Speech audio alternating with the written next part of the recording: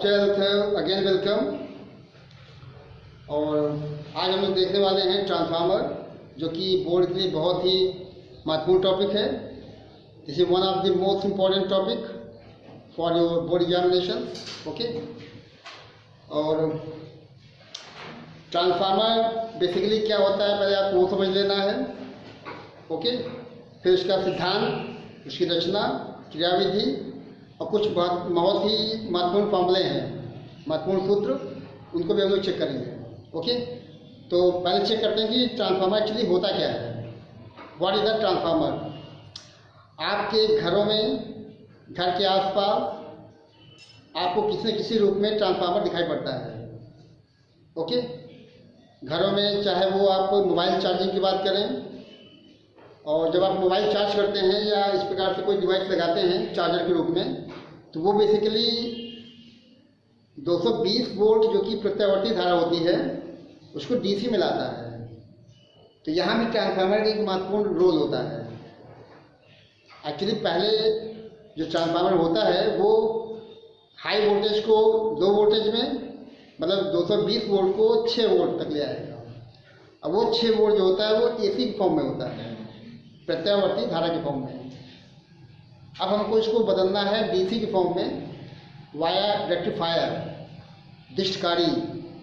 दिष्टकारी भी आपके कोर्स में है। आप लोग जो है जब आगे मॉडर्न फिजिक्स पढ़ेंगे, आधुनिक भौतिकी, तो वहाँ आपको दिष्टकारी क्या होता है, रेक्टिफिकेशन क्या होता है, वो बताया जाएगा। अभी हम लोग फोकस करने वाले हैं ट्रांसफार्मर के ऊपर। We have to check the transformer. तो ट्रांसफार्मर क्या है? ट्रांसफार्मर एक ऐसी युक्ति है जो प्रत्यावर्ती धारा के वोल्टेज, ध्यान देंगे, ट्रांसफार्मर एक ऐसी युक्ति है जो प्रत्यावर्ती धारा के विभव के मान को परिवर्तित करता है। ठीक है ना? तो वोल्टेज को आपको चेंज करना है, वोल्टेज को बढ़ाना है या घटाना है, तो इसके लिए आप जो है ट्रांसफार्मर का यूज करेंगे। ठीक है ना? तो पहले मैं लिख देता हूँ कि ट्रांसफार्मर एक ऐसी डिवाइस है, एक ऐसी युक्ति है, एक ऐसा जरिया है जो प्रत्यावर्ती धारा, अल्टरनेटिंग करंट के वोल्टेज विभव के वैल्यू को चेंज करता है, के मान को बदलता है या उसको परिवर्तित करता है। युक्ति है तो परिवर्तित करती है। Okay, actually this is such a device that is going to be alter of any voltage of alternating current। प्रत्यावर्ती धारा के विभव को, ये मान को आपको अल्टर करना है, उसको परिवर्तित करना है, तो डेफिनेटली आपको ट्रांसफार्मर का इस्तेमाल करना होगा। हम लोग बात करते हैं इसके सिद्धांत की। ओके, ट्रांसफार्मर एक्चुअली क्या करता है वो आपने चेक कर लिया है। वोल्टेज को बदलेगा, हाई वोल्टेज को लो वोल्टेज में, लो वोल्टेज को हाई वोल्टेज में। सिद्धांत की बात करते हैं, प्रिंसिपल की। तो सिद्धांत तो आपने दो घटनाएं पढ़ा हुआ है। एक घटना है 100 प्रेरण की, एक घटना होती है 9 प्रेरण की। Okay, one is a mutual induction and second is the self induction. तो यहाँ पे ये जो ट्रांसफार्मर होता है ये अन्योन्य प्रेरण के सिद्धांत कार्य करता है। और इस घटना में क्या होता है, आपने देखा हुआ है कि यदि दो कुंडलियों को हम पास रखते हैं और किसी एक कुंडली में यदि आप धारा के मान को बदलते हैं, ओके, तो ऐसा करने पे दूसरी कुंडली के बद्ध चुंबकीय फ्लक्स के मान में परिवर्तन होता है, जिससे उसी कुंडली में एक प्रेरित वैद्युतवाहक बल उत्पन्न हो जाता है। और यदि वह कुंडली दूसरी कुंडली जुड़ी है किसी परिपथ से, जोड़ा गया है, अटैच किया गया है, तो बट नेचुरल उसमें एक प्रेरित धारा उत्पन्न हो जाती है। तो ये जो घटना होती है इसको हम लोग अन्योन्य प्रेरण कहते हैं। और यह आपको याद रखना है कि जो आपका ट्रांसफार्मर होता है इसी म्यूचुअल इंडक्शन के सिद्धांत पे कार्य करता है। तो देखिए आपने चेक किया सिद्धांत, और सबसे मेन चीज़ आपको ये ध्यान रखना है कि ट्रांसफार्मर कभी भी प्रत्यावर्ती वोल्टेज प्रत्यावर्ती वोल्टेज के जो फ्रीक्वेंसी होती है आवृत्ति, उसके मान में कोई परिवर्तन नहीं करता है। मतलब जिस आवृत्ति की वोल्टेज आपने आरोपित की है, अगर 50 हर्ट्ज की फ्रीक्वेंसी आपने इनपुट में दिया है तो 50 हर्ट्ज की फ्रीक्वेंसी आपकी आउटपुट में भी आती है। अब हम लोग बात करते हैं रचना की। We are going to talk about the construction of transformer. Okay, तो डायग्राम चेक कर लें। देखिए डायग्राम बना हुआ है, इसको आप देखते रहें। और डायग्राम में प्रकृत ध्रुवों की चोट दिखाई गई है, द्वितीय कुंडली, प्राथमिक कुंडली इत्यादि शो किया गया है। अल्टरनेटिंग करंट सोर्स शो किया गया है। ओके, और आपको ये ध्यान रखना है कि इसमें लोहे का जो क्रोड दिखाई पड़ रहा है उसके लिए आपको लोहे की तमाम पत्तियां जो कि वार्निश की जाएंगी। ओके, लोहे की तमाम पत्तियां जो कि वार्निश की जाएंगी उनको रेक्टेंगल शेप में या स्क्वायर शेप में या फिर गोल शेप में, जैसे ये जो है आपका स्क्वायर शेप में बना हुआ है, वर्ग के आकार का या आयत के आकार का या गोल शेप में, राउंड शेप में ले लेंगे। ठीक है, और एक के ऊपर एक रखते जाएंगे। ट्रांसफार्मर की डिजाइनिंग या कंस्ट्रक्शन में आपको ये प्रिकॉशन रखना है कि जो भी लोहे की पत्तियां ली जाएंगी उनको वार्निश कर लेना होगा और एक के ऊपर एक रखना होगा, एक फिर दूसरा तीसरा, जैसे आपकी कॉपी में पन्ने होते हैं। ठीक है ना। उसका फ़ायदा क्या है? उसके दो फायदे हैं। नंबर 1 कि कुंडली में जो भंवर धाराएं बनती हैं, एडी करंट, वो बनना बंद हो जाएगी। ओके, और नंबर 2 एनर्जी लॉस भी काफ़ी हद तक कम हो जाएगा, क्योंकि ट्रांसफार्मर निश्चित रूप से गर्म होता है। गर्म होने के पीछे यही सब कारण उत्तरदायी होते हैं। और यदि आप प्रिकॉशन रखते हैं कि जो ट्रांसफार्मर आपका बनेगा, लोहे की जो तमाम कुंडलियाँ, तमाम जो पत्तियाँ हैं उनको वार्निश करना है, एक के ऊपर एक परत दर परत लगाते जाना है। ओके, पटलित क्रोड, इसको बोला जाएगा पटलित लोह की क्रोड। ओके, ऐसा करने के बाद आपको तांबे के तार, जैसे सिरे में देखिए तांबे के तार यहाँ लपेटे गए हैं और तांबे के तार यहाँ भी लपेटे गए हैं। तांबे के तार इंसुलेटेड होंगे। ओके, विद्युत रोधी होने चाहिए। उसके ऊपर आपको लेयर चढ़ानी पड़ेगी इंसुलेशन की। तो उसमें ये कुंडली आपकी प्राइमरी कुंडली हो जाएगी, जहाँ पे आपको आउटपुट या निवेशी प्रत्यावर्ती धारा देना होगा। ओके, दूसरा सिरा जो आपका द्वितीय कुंडली या सेकेंडरी कॉइल की फॉर्म में हो जाएगा। ठीक है, इस प्रकार से तांबे के तार जो यूज किए गए हैं उसके माध्यम से प्राथमिक कुंडली और ये द्वितीय कुंडली, ये जो बना हुआ है ये चिन्ह आपका है प्रत्यावर्ती धारा स्रोत का। तो निश्चित रूप से आपको जो प्राइमरी कॉइल में अल्टरनेटिंग करंट सोर्स यूज करना पड़ेगा। ओके, और ये जो सेकेंडरी कॉइल है इसके थ्रू आपको निकालना है आउटपुट। आप प्रत्यावर्ती धारा ही अप्लाई करेंगे और प्रत्यावर्ती धारा ही आपको आउटपुट के रूप में प्राप्त होनी है। चेंज कहाँ पे आना है? चेंज आना है उनके वोल्टेज के फॉर्म में। ओके, मैंने आपसे कहा कि यदि 220 वोल्ट है उसको कम वोल्ट में लाना है, 110 पे लाना है या 55 वोल्ट पे लाना है या 6 वोल्ट पे लाना है, तो ट्रांसफार्मर इसका ऑप्शन है। इसका उल्टा भी संभव है।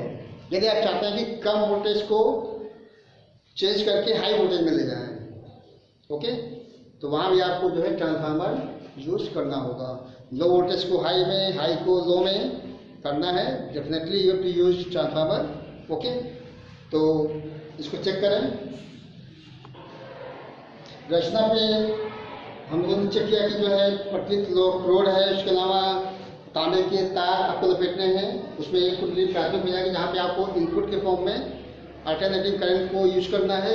आउटपुट में आपको उसी फ्रिक्वेंसी की आउटपुट वोल्टेज बढ़ा हुआ या फिर घटा हुआ प्राप्त हो जाता है। अब हमें चेक करना है कार्यविधि, इसका फंक्शन क्या है, कैसे काम करता है।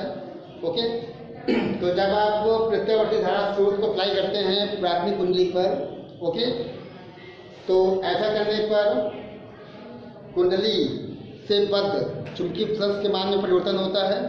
ओके, एक्चुअली क्या होता है कि जब आपको प्रत्यावर्ती धारा जो कि इस फॉर्म में होता है, okay, with the time voltage और करंट, ओके, तो जब ये साइकिल आपका यहाँ पहुँचता है तो पहले हाफ में, मतलब इसके लिए कुंडली हो जाती है चुंबकीय। Okay, the coil become magnetised. और अगले हाफ साइकिल में वही कुंडली हो जाती है विचुंबकित। ओके, तो ये साइकिल जो कि बहुत तेज चलना है और आप लोग जानते हैं कि जो हम लोग क्या विद्युत इस्तेमाल की जाती है वो 50 साइकिल की होती है, 50 साइकिल पर सेकेंड या 50 हर्ट्ज। तो ये कुंडली लगातार चुंबकित और विचुंबकित होती रहती है, जिसकी वजह से कुंडली में एक चुंबकीय फ्लक्स फाई उत्पन्न होता है और चुंबकीय फ्लक्स में लगातार चेंजिंग होती रहती है विद द टाइम। ओके, और जिसकी वजह से उस कुंडली में एक प्रेरित विद्युत बल उत्पन्न हो जाता है। तो आप चेक करें कि जो इस प्रकार का वोल्टेज आप अर्पित करते हैं, फर्स्ट हाफ साइकिल में या आपका प्राथमिक कुंडली मैग्नेटाइज हो गया, चुंबकित हो गया। सेकेंड हाफ साइकिल में ये पुनः डीमैग्नेटाइज या विचुंबकित हो जाता है। अब आप ये समझ लें कि चुंबकित और विचुंबकित का है मतलब क्या है। ओके, चुंबकित का मतलब है कि इस कुंडली का चुंबक बनना, और विचुंबकित का मतलब है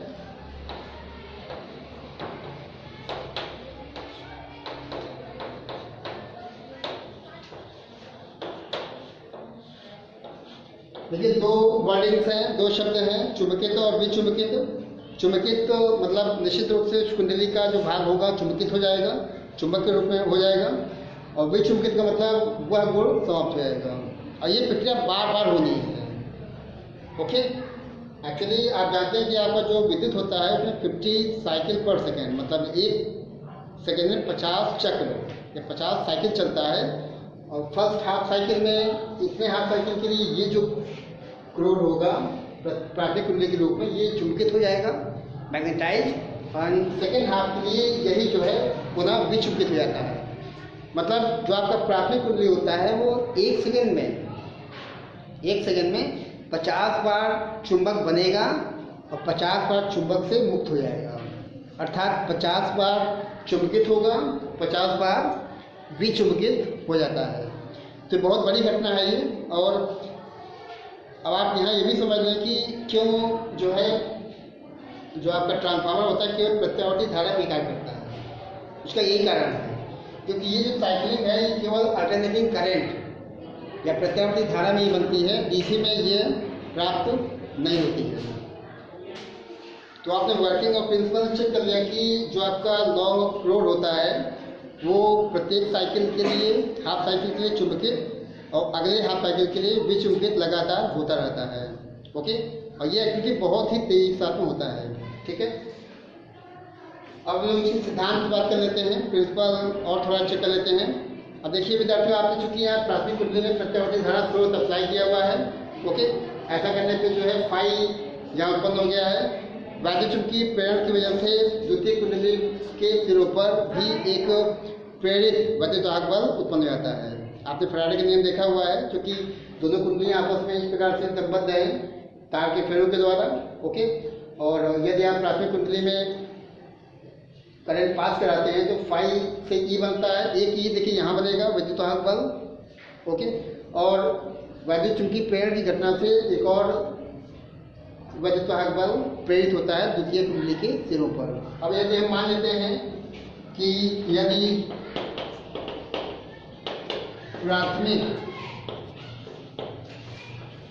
प्राथमिक कुंडली में तार के एनपी तथा या फिर दोनों एक साथ दिखा दीजिए, प्राथमिक कुंडली में तार के फेरे कितना,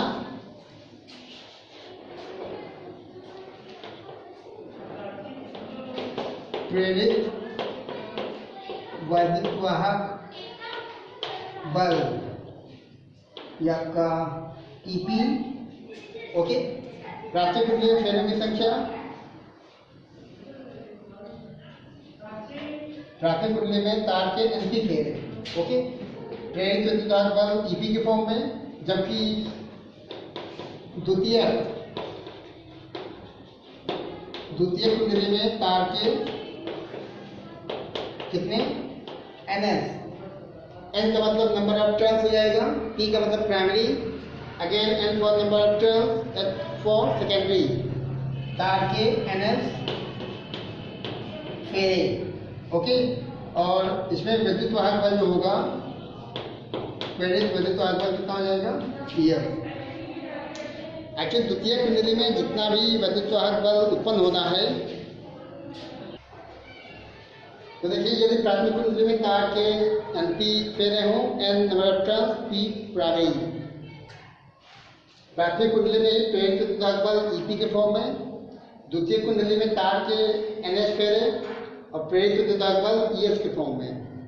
ओके, यदि दोनों कुंडलियां प्राथमिक द्वितीय दोनों कुंडलियों में जो आपका चुंबकीय फ्लक्स है फाई शो किया गया है और ये माना है कि चुंबकीय फ्लक्स के मान में कोई चेंज दोनों कुंडलियों में नहीं हुआ है। ओके, तो आपको यहाँ यूज करना है फैराडे का नियम।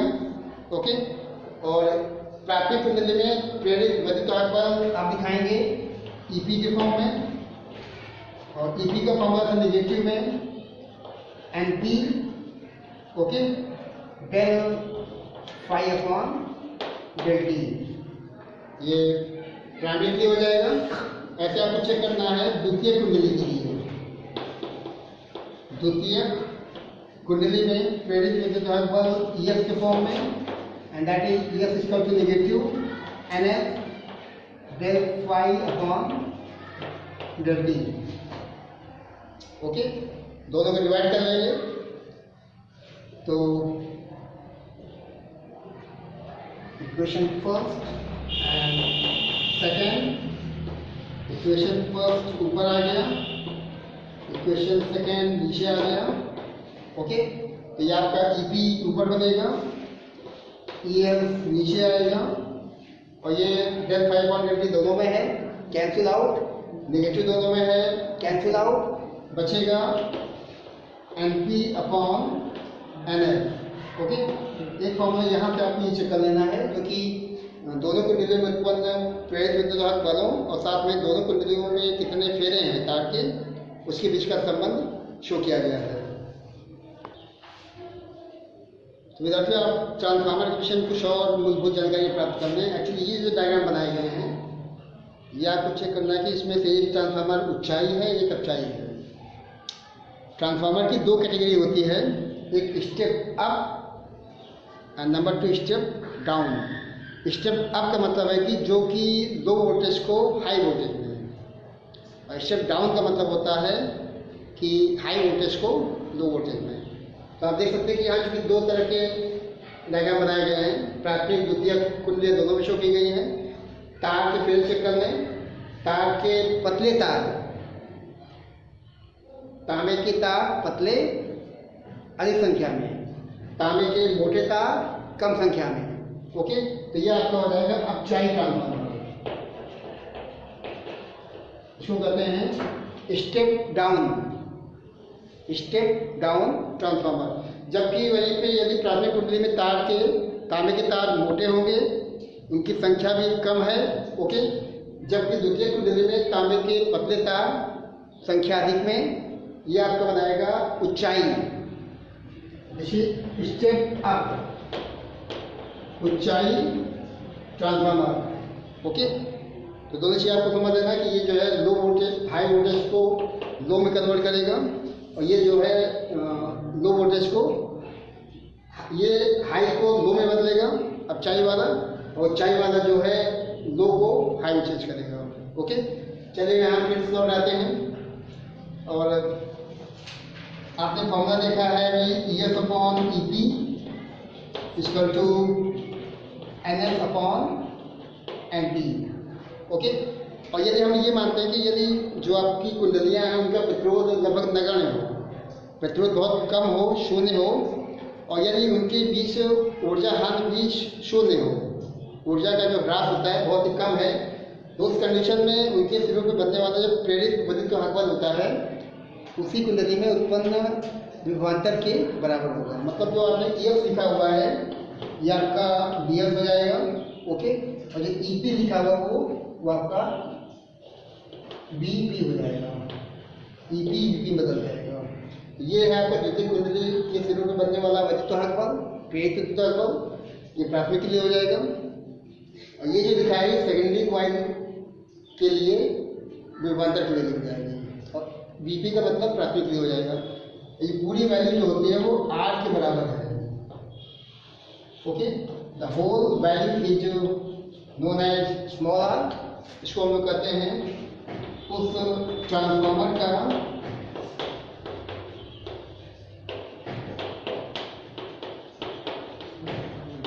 परिभ्रमण अनुपात। Okay, this is the transformation ratio. Transformation check करते हैं ट्रांसफार्मर की दक्षता, the efficiency of any transformer. Okay, इसका सीधा मतलब है कि आपने द्वितीयक कुंडली से कितनी ऊर्जा प्राप्त की है और प्राथमिक कुंडली से कितनी ऊर्जा प्रदान की है, तो इसको थीटा से शो करना है। Okay, and that will be द्वितीयक कुंडली मतलब सेकेंडरी कॉइल से कितनी एनर्जी प्राप्त होती है। ओके, ऊपर आ जाएगा और नीचे प्राथमिक कुंडली को कितनी ऊर्जा आपने दी है।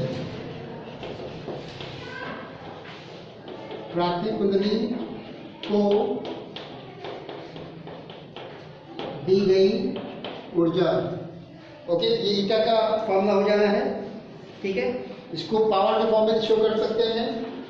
Mean P that is output, P that is input, कितना पावर निकल रहा है ऊपर, ये आउटपुट के फॉर्म में, और कितना पावर प्रवेश करेगा प्राथमिक कुंडली के माध्यम से, वो नीचे आ जाएगा। और ये ध्यान रखना है कि किसी भी आदर्श ट्रांसफार्मर के लिए, for any ideal transformer, Adarsh transformer की बात करते हैं तो इसमें ईटा की वैल्यू 1 होती है। मतलब जितना P आउटपुट लेंगे उतना ही आपको P इनपुट देना पड़ेगा। दोनों का वैल्यू सेम होगा तभी ईटा की वैल्यू 1 होती है। 1 का मतलब दैट इज 100%। लेकिन कोई भी ट्रांसफार्मर आइडियल या आदर्श नहीं हो सकता है। ओके, और देखा जाए तो एनर्जी लॉस के पश्चात जो किसी भी ट्रांसफार्मर की जो इफिशिएंसी होती है वो लगभग 80% मानी जाती है। ओके, तमाम उसमें हानियाँ होती हैं, ऊर्जा के फॉर्म में, ऊष्मा के फॉर्म में, शैथिल्य हानि के फॉर्म में, जिसकी वजह से किसी भी ट्रांसफार्मर का जो ईटा की वैल्यू है, दक्षता, वो 80% से ऊपर नहीं मानते हैं। फाइनली चेक करते हैं ट्रांसफार्मर के प्रकार। तो आप देख सकते हैं 2 तरह के डायग्राम शो किए गए हैं ऊंचाई अचाई के फॉर्म में। पहला जो है स्टेप डाउन के लिए और दूसरा स्टेप अप के लिए। तो टाइप में हो जाएगा अपचाई ट्रांसफार्मर,